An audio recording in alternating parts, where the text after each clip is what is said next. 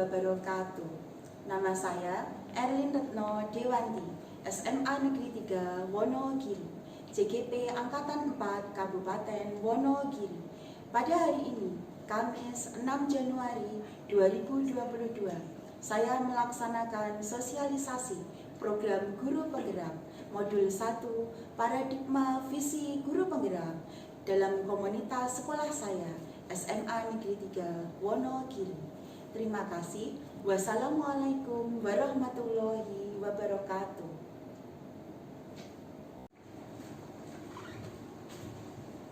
Bismillahirrahmanirrahim. Bismillahirrahmanirrahim. Assalamualaikum warahmatullahi wabarakatuh. Waalaikumsalam warahmatullahi wabarakatuh. Apa kabar teman-teman yang saya sayangi? Pada siang hari ini kita bertemu di ruang meeting SMA Negeri 3 Wonogiri dalam acara sosialisasi program Guru Penggerak. Nah, pada siang hari ini saya Erlin Retno Dewanti, SMA Negeri 3 Wonogiri, CGP Angkatan 4 Kabupaten Wonogiri akan melaksanakan sosialisasi program Guru Penggerak. Pada modul 1 Paradigma dan Visi Guru Penggerak ini kita akan mensosialisasikan tentang refleksi filosofi Ki Hajar Dewantara, nilai dan peran guru penggerak, visi guru penggerak, dan budaya positif.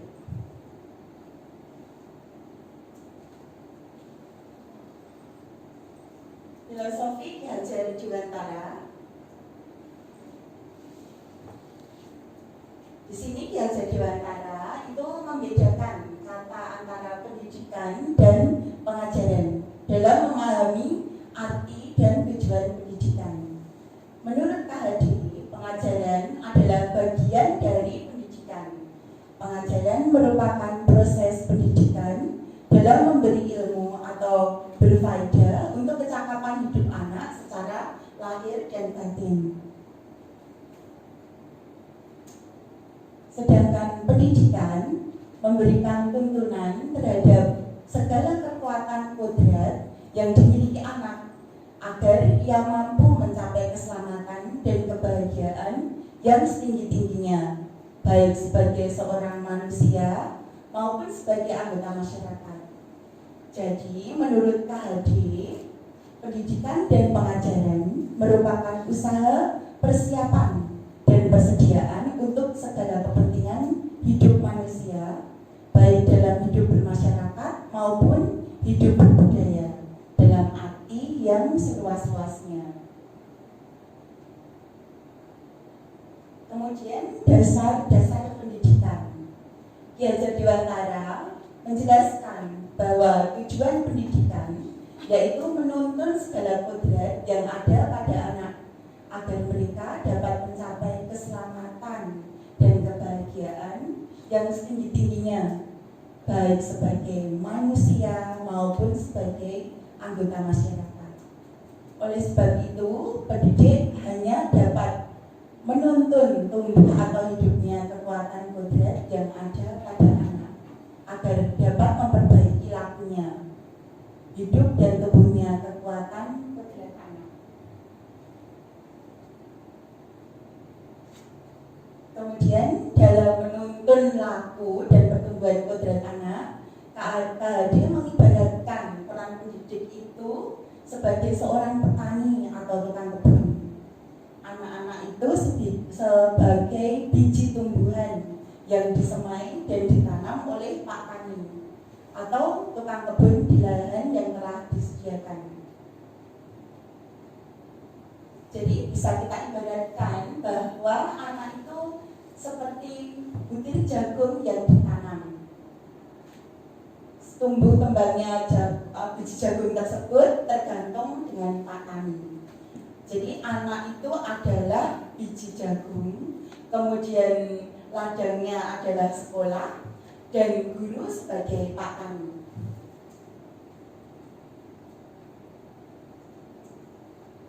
KHD juga menjelaskan tentang kodrat alam dan kodrat zaman. bahwa dasar pendidikan anak itu berhubungan dengan kodrat alam dan kodrat zaman. Kodrat alam berkaitan dengan sifat dan bentuk lingkungan di mana anak berada. Sedangkan kodrat zaman berkaitan dengan isi dan irama. Jadi kalau bisa saya gambarkan di sini bahwasanya kodrat alam itu memang anak itu terlahir mempunyai kodratnya sendiri-sendiri. Jadi kita tidak bisa untuk memberikan warna kepada anak, tetapi kita bisa menuntun mereka untuk mencapai kodratnya. Dan anak itu lahir pada kodrat zaman. Jadi mereka selalu menyesuaikan dengan kodrat zamannya. KHD menegaskan bahwa didiklah anak-anak dengan cara yang sesuai dengan tuntutan alam dan zamannya sendiri. Jadi kita tidak bisa untuk memaksakan mereka untuk sama dengan persepsi kita karena kita berbeda zaman dengan mereka. Biarkan mereka tumbuh, tapi kita mencoba untuk menuntun mereka agar apa yang ada di sekitar mereka itu yang mereka dapatkan adalah hal-hal yang positif. Kemudian budi pekerti dapat diartikan sebagai perpaduan antara cipta atau kognitif, kemudian karsa atau afektif, sehingga menciptakan karya atau psikomotorik dan perasaan sedih, perasaan bahagia itu merupakan perpaduan harmonis antara cipta dan karsa.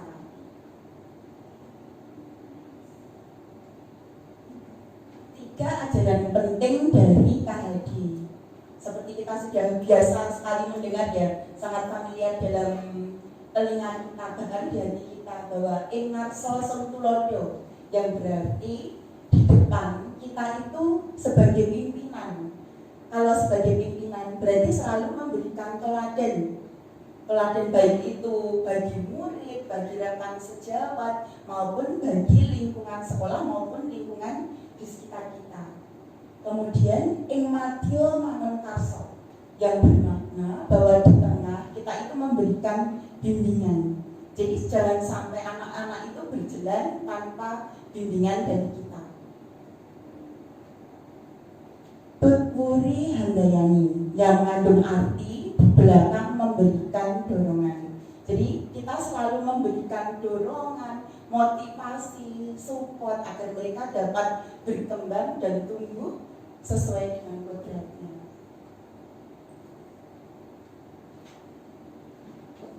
Untuk menutup filosofi Ki Hajar Dewantara, saya membuat aksi nyata, yaitu adaptasi pemikiran Ki Hajar Dewantara tentang pembelajaran kontekstual berbasis TIK pada pokok bahasan media promosi pada pembelajaran PKWU.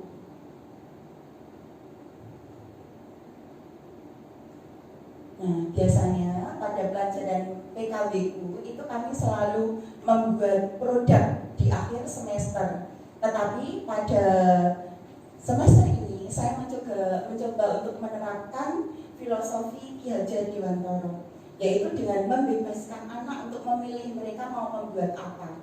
Akhirnya kita sepakat bahwa kita menggunakan media promosi, jadi tidak dalam bentuk produk. Kemudian mereka menentukan media promosi seperti apa yang mereka inginkan, dan kemudian kita ketemu dengan sosial media. Anak-anak sangat dekat, bahkan tidak bisa terpisah dari yang namanya gadget ya, handphone. Nah, selama ini kita selalu berpikir bahwa handphone adalah musuh bagi mereka karena selalu memberikan pengaruh buruk bagi anak. Banyak yang sudah terkena atau sudah selalu kecanduan dengan yang namanya game online, kemudian yang sejenis-jenisnya dengan game online. Nah, kami berpikir bahwa sesuatu itu untuk mengerti sesuatu kita tidak harus bertentangan atau membenci gadget, tapi bagaimana kita memperlakukan gadget itu seperti sahabat. Jadi kita gunakan sisi positifnya. Kami mengambil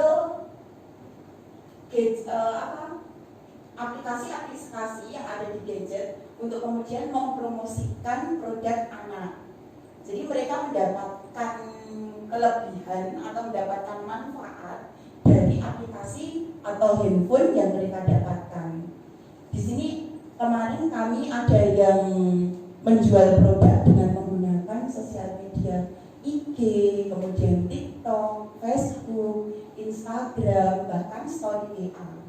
Dan mereka belajar untuk memberikan capture, kemudian menarik pembeli, kemudian memberikan gambar yang bisa menarik customer untuk membeli produk-produk mereka. Jadi ini adalah hasil aksi nyata dari kami. Kemudian nilai dan peran guru penggerak. Nilai dan peran guru penggerak yaitu berpihak pada murid, mandiri, reflektif, dan inovatif.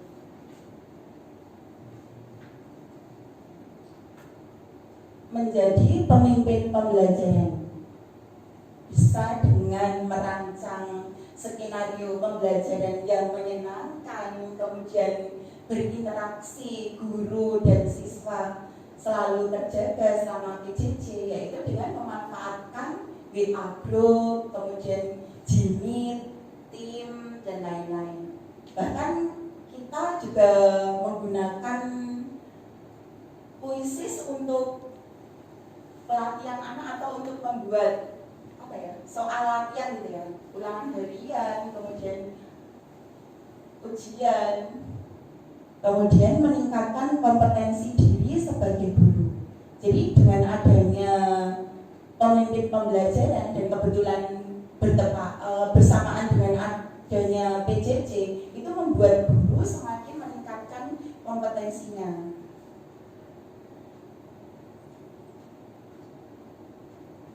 Kemudian menggerakkan komunitas praktisi.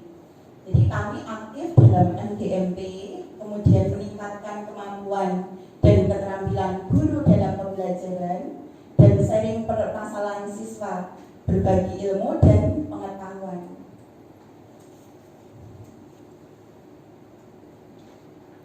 Dan yang penting adalah mendorong kolaborasi antar guru. Kolaborasi antar guru mapel, kemudian wali kelas, dan BP dalam menyelesaikan permasalahan siswa. Juga kolaborasi antar guru mapel dengan menentukan topik yang sama untuk mencapai tujuan pembelajaran yang berbeda. Jadi dalam menghadapi siswa, apalagi di saat PJJ seperti ini, kita seringkali bertemu dengan berbagai macam masalah yang berbeda-beda. Nah, kolaborasi antara guru mapel dengan wali kelas, dengan BK untuk menyelesaikan masalah itu sangat diperlukan. Selain dengan guru mapel, wali kelas, guru BK, kita juga perlu berkolaborasi dengan orang tua siswa. Karena kami, warga sekolah, itu bertanggung jawab kepada anak pada saat anak di sekolah. Ketika anak-anak di rumah, anak-anak merupakan tanggung jawab orang tua. Nah, disinilah kita berkolaborasi untuk menghasilkan anak yang bisa menyelesaikan masalahnya.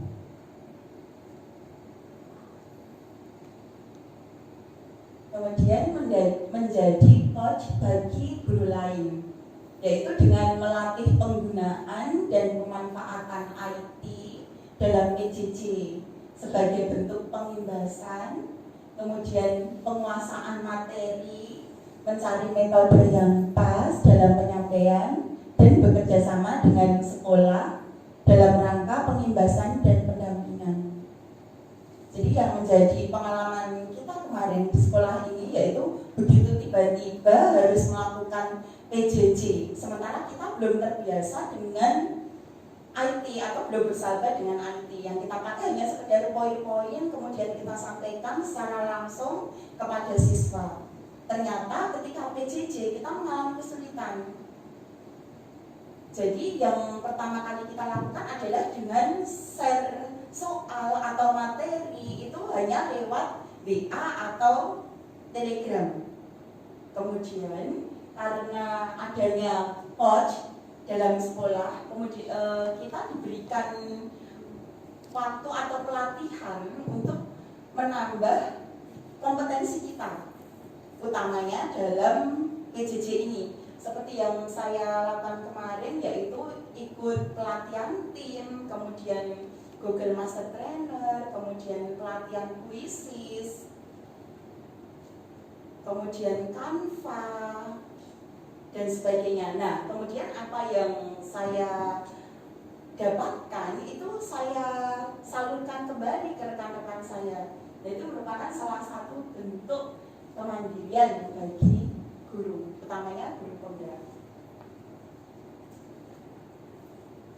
Kemudian mewujudkan kepemimpinan murid, yaitu pembelajaran berpusat pada murid. Nah, di sini yang sering kali kita lakukan itu biasanya murid hanya sebagai pendengar. Jadi mereka menerima semua informasi itu dari guru.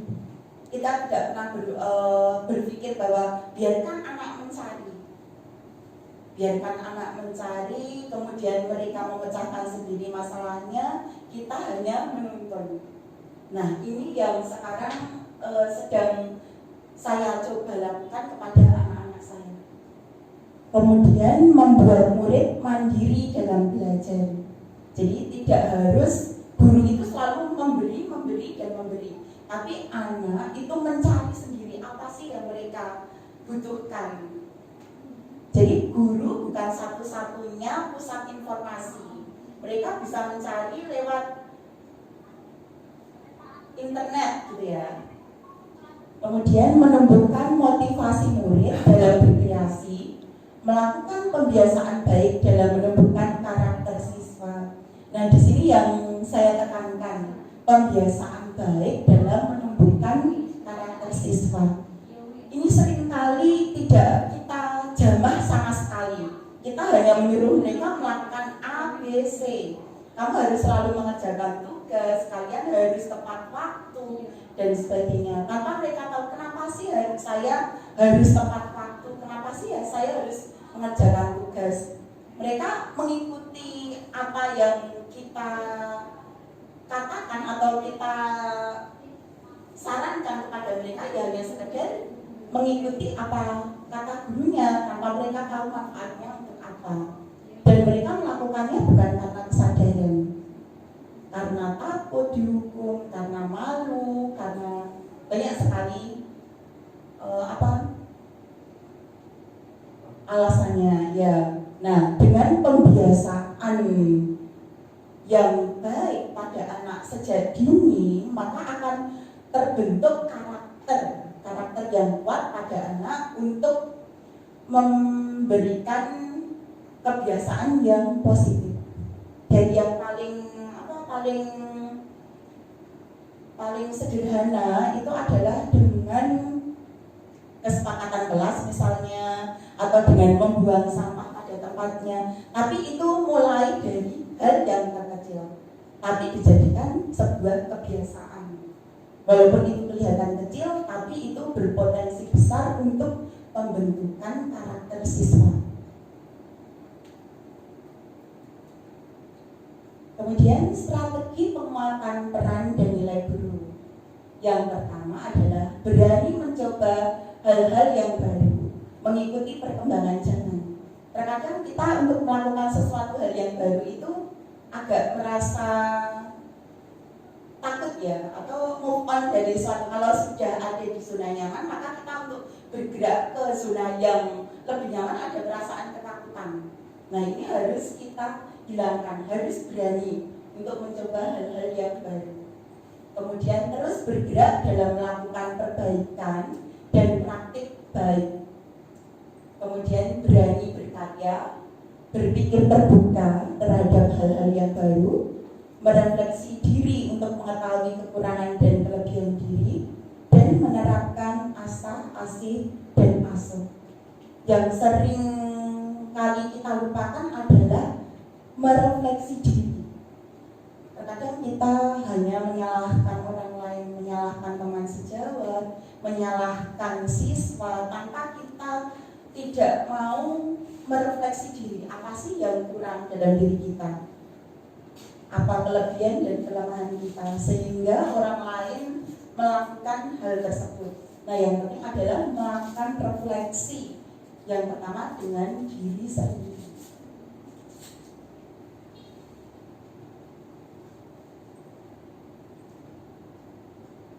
Nah, ini adalah bentuk aksi nyata modul nilai dan peran guru penggerak. Di sini saya mencoba menjadi coach bagi rekan sejawat.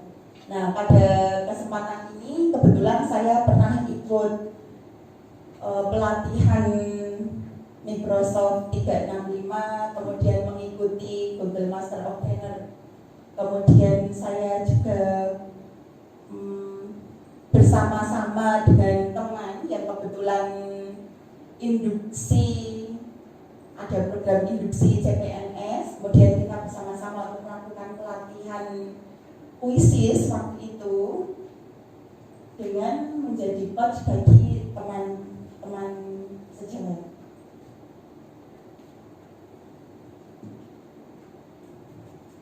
Kemudian mengelola perubahan positif dengan paradigma IA dan tahapan Bagja.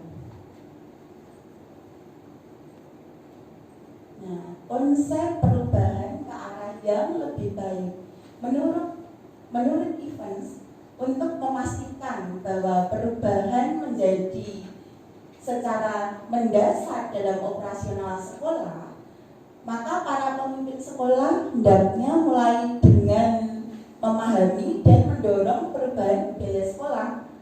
Budaya sekolah berarti merujuk pada kebiasaan yang selama ini dilakukan di sekolah. Kebiasaan ini dapat berupa sikap, perbuatan, dan segala bentuk kegiatan yang dilakukan oleh warga sekolah.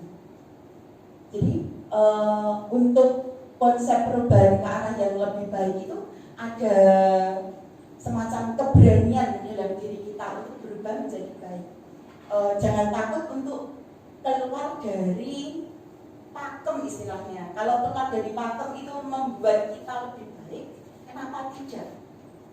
Kenapa kita harus memaksakan diri untuk terkurung dalam sebuah tempurung? Walaupun kita merasa nyaman di dalam tempurung itu. Nah, ketika kita mau membuka sedikit saja tempurung kelapa yang ada di atas kita, ternyata dunia itu begitu mudah. Nah, itu adalah bentuk keberanian kita untuk berubah menjadi lebih baik. Visi mengelola perubahan yang positif, visi sekolah ke arah yang lebih baik. Nah, untuk mewujudkan visi sekolah dan melakukan proses perubahan, maka perlu sebuah pendekatan atau paradigma. Pendekatan ini dipakai sebagai alat untuk mencapai tujuan. Jika diibaratkan seperti seorang pelari yang memiliki tujuan mencapai garis finish, maka ia akan membutuhkan peralatan yang mendukung selama berlatih seperti alat olahraga. Dalam modul ini kita akan mengeksplorasi paradigma yang disebut inquiry apresiatif atau IA. Jadi IA adalah pendekatan manajemen perubahan yang kolaboratif dan berbasis kekuatan. Konsep IA ini pertama kali dikembangkan oleh David Copperrider. Kita akan memakai pendekatan IA sebagai alat olahraga untuk kita berlari mencapai garis finish, yaitu visi yang kita impikan. Kita akan menerapkan paradigma IA dengan tahapan Bagja. Jadi untuk mencapai mencapai sekolah impian kita seperti yang kita inginkan, itu kita perlu alat. Alatnya apa? Alatnya adalah inquiry IAI, inquiry apresiatif. Nah, dengan IA kita akan mencapai tujuannya untuk membuat sekolah impian.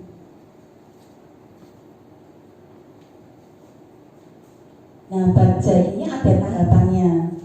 Yang pertama adalah buatlah pertanyaan, kemudian ambil pelajaran, dan dari impian jabarkan rencana dan atur eksekusi. Itu adalah tahapan dalam baca.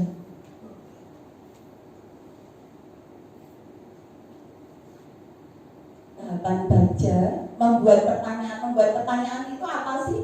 Membuat pertanyaan itu merumuskan pertanyaan sebagai penentu arah penelusuran terkait perubahan apa yang diinginkan atau diimpikan. Kalau saya itu memang memimpikan sekolah itu yang murid-muridnya itu selalu aktif, selalu bahagia, selalu senang, dengan menjadikan sekolah itu menjadi rumah keduanya. Jadi ketika dia itu berangkat sekolah, dia itu dengan rasa senang. Jadi ketika dia pulang lagi ke rumahnya, dia itu punya rasa rindu kepada rumah keduanya. Itu adalah impian saya.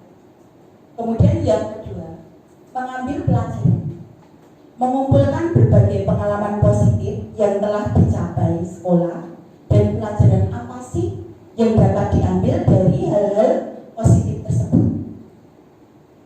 Kemudian menggali mimpi itu adalah menyusun narasi tentang kondisi ideal apa yang diimpikan dan diharapkan terjadi di sekolah. Kemudian tahap selanjutnya dari baca yaitu menjabarkan rencana. Menjabarkan rencana adalah merumuskan rencana tindakan tentang hal-hal penting apa yang perlu dilakukan untuk mewujudkan visi sekolah maksudnya. Kemudian tahapan yang terakhir adalah mengatur eksekusi, yaitu memutuskan langkah-langkah yang diambil, kemudian siapa yang akan terlibat, bagaimana strateginya, dan aksi lainnya demi mewujudkan visi sekolah secara perlahan-lahan. Karena kita tidak bisa mengubah visi sekolah itu seperti membalikkan telapak tangan kita. Jadi harus berjalan secara perlahan-lahan.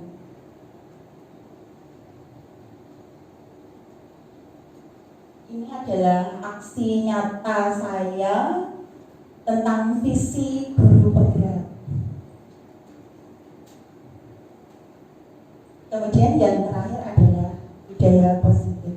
Saya yakin dalam pandangan Bapak Ibu sekolah semua, budaya positif pasti kita satu visi ya, untuk memandang sesuatu itu positif.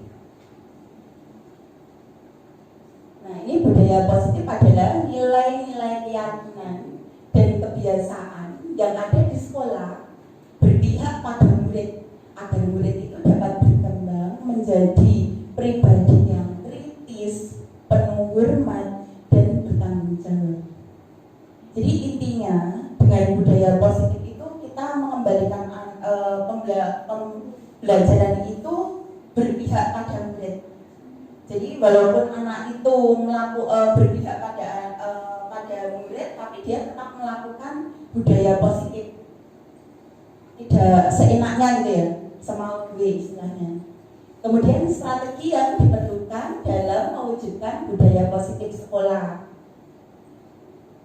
Tujuan disiplin positif ini adalah untuk menanamkan motivasi pada murid agar mereka lebih tertib dalam menjalani kehidupan sekolah, menghargai orang lain, kemudian menghargai diri sendiri dengan nilai yang mereka percayai, sehingga nanti menjadi orang seperti yang mereka inginkan. Jadi budaya positif itu mereka melakukan sesuatu positif menurut mereka tuh. Bukan positif menurut orang lain.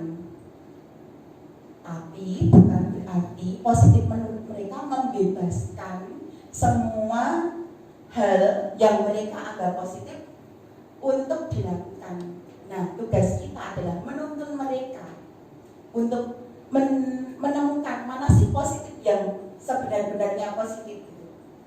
Jadi bukan positif yang semau gue, tapi positif yang memang ke arah yang baik.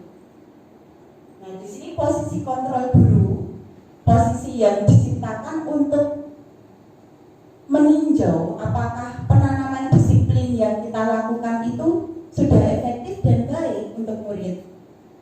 Pada dasarnya, posisi kontrol ini adalah untuk memerdekakan dan memandirikan dan berpihak pada murid. Seperti yang sudah saya sampaikan tadi, bahwasanya memang disiplin positif itu memang ditanamkan pada anak dan mereka melakukan disiplin positif sesuai dengan keinginannya. Tetapi guru juga punya posisi kontrol. Jadi untuk mengontrol anak agar untuk tetap berjalan positif, tidak semaunya.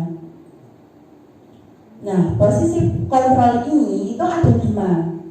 Sebagai penghukum, kemudian pembuat orang merasa bersalah, kemudian sebagai posisi kontrol teman, monitor atau pemantau, dan manajer.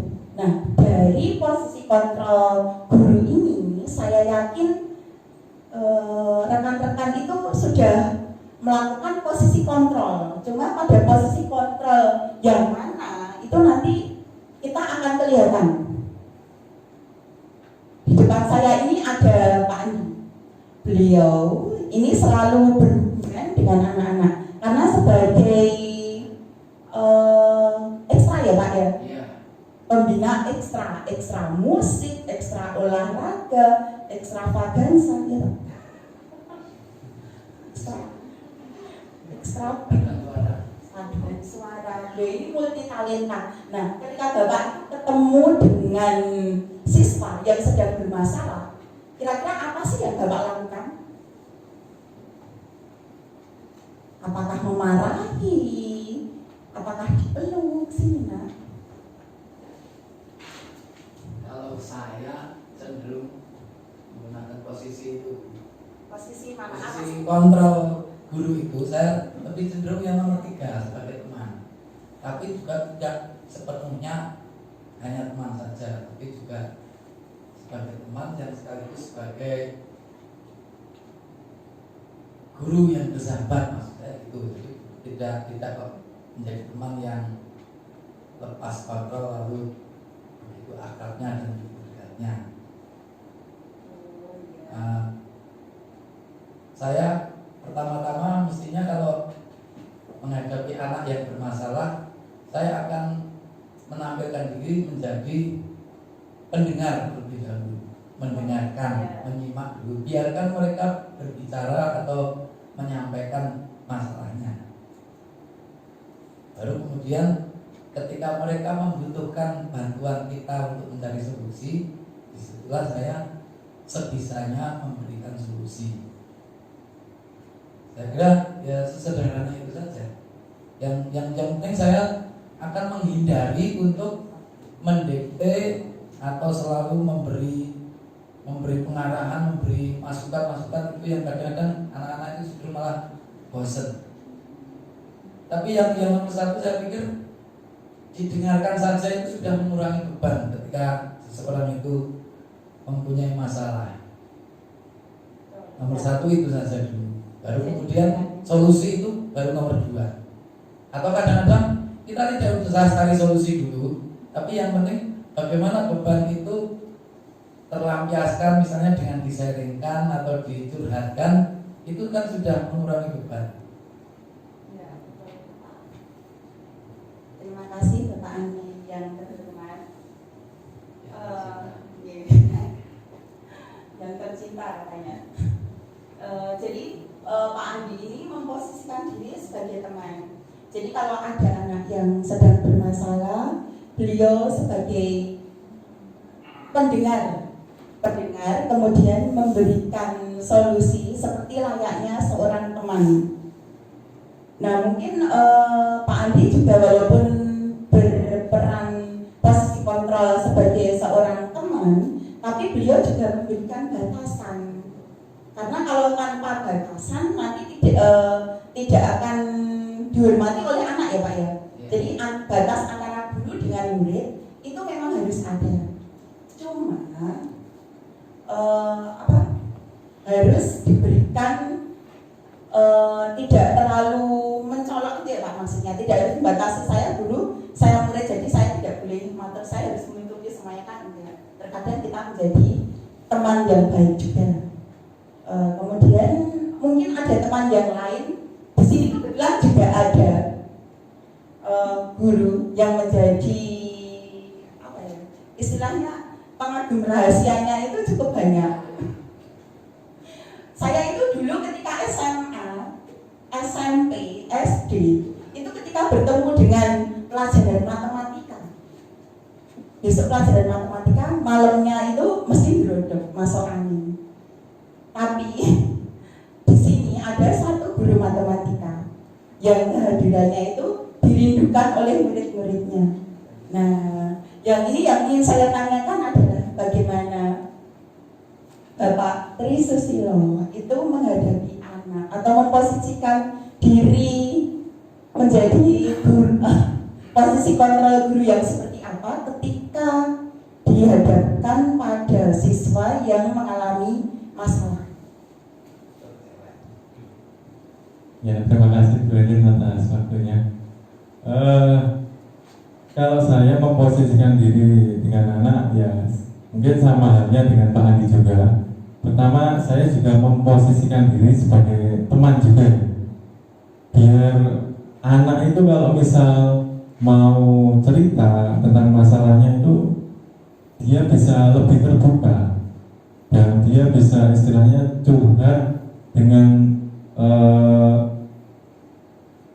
semuanya itu bisa jelas gitu loh. Terus saya juga bisa, kalau sebagai teman saya juga bisa istilahnya memberikan sedikit gambaran, terus ceritanya juga jadi nyaman seperti itu. Jadi kalau misal saya memberikan solusi sebagai seorang teman, dia juga merasa oh iya seperti itu ya Pak, oh iya seperti itu ya Pak.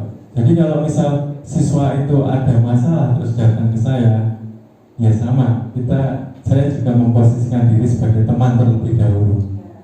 Ya, tadi juga saya setuju dengan Pak Andi, ada juga batasan, karena kalau kita sebagai seorang teman, kadang-kadang siswa itu agak melunjak seperti itu, terus kadang agak nyepelekan seperti itu. Jadi di sana memang koridor teman itu hanya istilahnya sekedar dalam mungkin ada masalah saja. Tapi kalau dalam koridor guru dan murid, ya pasti ada batasannya seperti itu Bu. Ya mungkin itu Bu jawaban saya terkait kalau murid ada masalah, saya juga memposisikan diri sebagai kontrol guru, sebagai teman. Ya, kemudian kalau mungkin tidak menutup kemungkinan kita juga mungkin sebagai manajer juga. Tapi untuk saat ini saya rasa belum sampai tingkat manajer, ya baru sampai teman.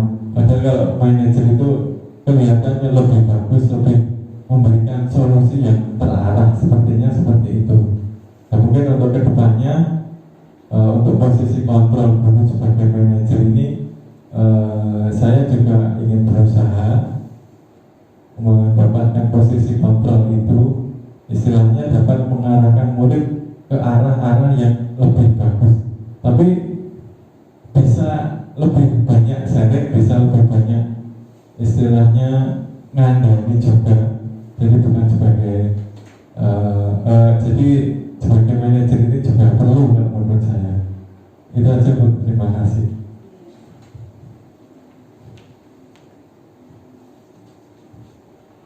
Terima kasih Pak Tri Susilo, guru matematika yang selalu dirindukan muridnya walaupun pelajarannya menakutkan. Ternyata lebih banyak yang menggunakan fungsi kontrol posisi kontrol sebagai teman ya. Termasuk saya awalnya juga sering menggunakan posisi kontrol guru sebagai teman karena paling mudah jadi lebih diterima anak seperti teman, jadi tidak perlu menyembunyikan masalah yang sungguhnya. Nah, tetapi akan lebih baik lagi kalau kita memposisikan diri sebagai manajer yang belajar ke arah posisi kontrol guru sebagai manajer. Ya mungkin terkadang sebagai teman, kemudian terkadang sebagai manajer, terkadang sebagai monitor atau pemantau. Nah, mungkin untuk yang penghukum dan pembuat orang merasa bersalah itu memang agak kurang dengan keberpihak pada anak. Tetapi tidak menutup kemungkinan di sekitar kita itu ada teman yang memposisikan kontrol guru sebagai penghukum. Nah, yang kita lakukan apabila ada teman yang seperti itu mungkin dengan pendekatan ya, mendekati dengan pengertian agar tidak lagi melakukan fungsi kontrol guru sebagai penghukum.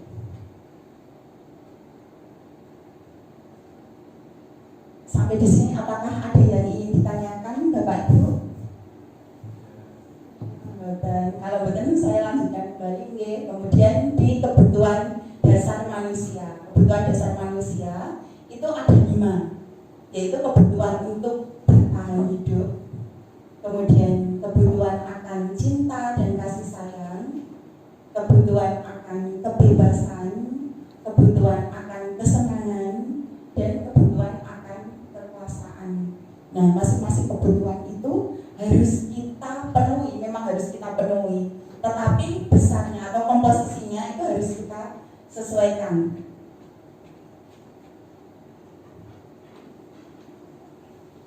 Kemudian keyakinan kelas. Keyakinan kelas itu apa sih? Keyakinan kelas itu adalah suatu keyakinan akan lebih memotivasi seseorang dari dalam atau memotivasi secara intrinsik. Jadi seseorang akan lebih bergerak dan lebih bersemangat untuk menjalankan keyakinannya daripada hanya sekedar mengikuti serangkaian peraturan. Nah, di sini ini yang baru saya terapkan pada anak-anak saya. Jadi selama ini kalau anak-anak itu melakukan sesuatu di luar aturan, itu pasti kita akan memberikan hukuman, gitu ya? Pasti memberikan hukuman.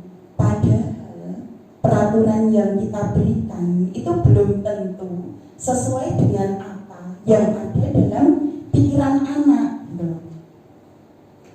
Jadi orang itu sebenarnya kalau dikatakan melanggar itu harusnya sudah ada kesepakatan dulu antara orang yang memberikan hukuman dan orang yang akan dihukum. Ini kesepakatannya apa sih? Gitu. Nah, ini saya mulai dari kelas saya. Jadi kelas itu setiap awal harus punya kesepakatan kelas yang disetujui atau disepakati oleh semua warga kelas itu, karena saya belum mampu untuk membuat kesepakatan sekolah. Jadi yang saya kuasai baru kelas saya. Jadi setiap awal saya harus selalu melakukan kesepakatan kelas. Nah, kesepakatan kelas ini akan mengikat semua warga kelas, baik guru maupun anak. Nah, bentuknya apa saja itu sudah disepakati oleh guru dan siswa. Nah, apabila melanggar baru mendapatkan konsekuensi. Jadi bukan hukuman, tapi konsekuensi. Kenapa konsekuensi? Jadi semua orang itu berhak dihargai. Jadi setiap orang itu merasa berharga, dirinya itu berharga. Makanya dalam kesepakatan kelas itu sekarang beralih menjadi keyakinan kelas, bukan kesepakatan lagi, tapi sebuah keyakinan. Keyakinan ini diikuti oleh seluruh warga kelas. Apabila melanggar, baru mendapatkan konsekuensi atas pelanggaran yang dia lakukan. Dan bentuknya seperti apa, itu juga sudah diyakini sejak awal. Jadi kalau melanggar A, ya harus A gitu. Jadi tidak bisa memberikan konsekuensi di luar dari kesepakatan atau keyakinan kelas yang sudah ditetapkan. Nah, di sini ada segitiga restitusi. Segitiga restitusi adalah proses menciptakan kondisi bagi murid untuk memperbaiki kesalahan mereka, sehingga mereka bisa kembali pada kelompok mereka dengan karakter yang lebih baik. Yang paling menarik dari segitiga restitusi itu karena memiliki 3 langkah strategis, yaitu menstabilkan identitas, kemudian validasi tindakan, dan menanyakan keyakinan. Jadi intinya dalam segitiga restitusi itu adalah memberikan penghargaan pada siswa, bukan hukuman tapi konsekuensi. Jadi dia punya rasa, masih merasa berharga, bukan seseorang yang selalu membuat kesalahan. Nah, ini adalah bentuk segitiga restitusi. Bentuknya seperti ini: menstabilkan identitas, kemudian validasi tindakan yang salah, dan menanyakan keyakinan. Contoh dari menstabilkan identitas itu apa? Yaitu setiap orang pasti pernah melakukan kesalahan. Jadi kamu bukan satu-satunya yang pernah melakukan kesalahan. Jadi jangan sampai dia sangat merasa bersalah ya. Jadi semua orang itu pasti pernah melakukan kesalahan. Kemudian kamu tentu punya alasan mengapa melakukan itu. Adakah cara yang lebih efektif untuk mendapatkan apa yang kamu butuhkan? Jadi orang itu melakukan sesuatu itu pasti punya alasan. Kalau sampai dia melanggar, berarti dia tidak tahu kalau itu melanggar. Maka harus kita berikan pengertian. Di situ tugas kita. Kemudian menanyakan keyakinan. Keyakinan kelas apa yang telah kita sepakati. Kemudian kamu ingin menjadi orang yang seperti apa. Jadi menanyakan keyakinan itu seperti kalau kita melakukan kesalahan, kemudian kita mengakui kesalahan itu, tapi bukan dari orang lain, tapi diri kita sendiri. Oh, saya melakukan kesalahan ini karena saya sudah melanggar kesepakatan kelas yang sudah disepakati. Jadi bukan orang lain yang menunjukkan dia bersalah. Jadi kesadaran dirinya atas kesalahan apa yang sudah dia lakukan.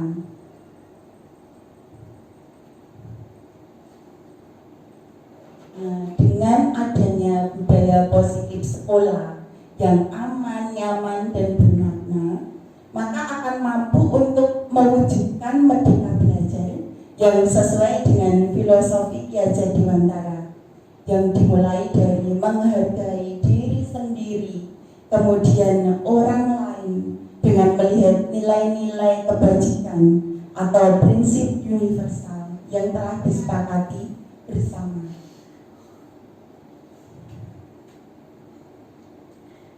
Ini merupakan dokumentasi dari aksi nyata saya di akhir modul paradigma dan visi guru penggerak.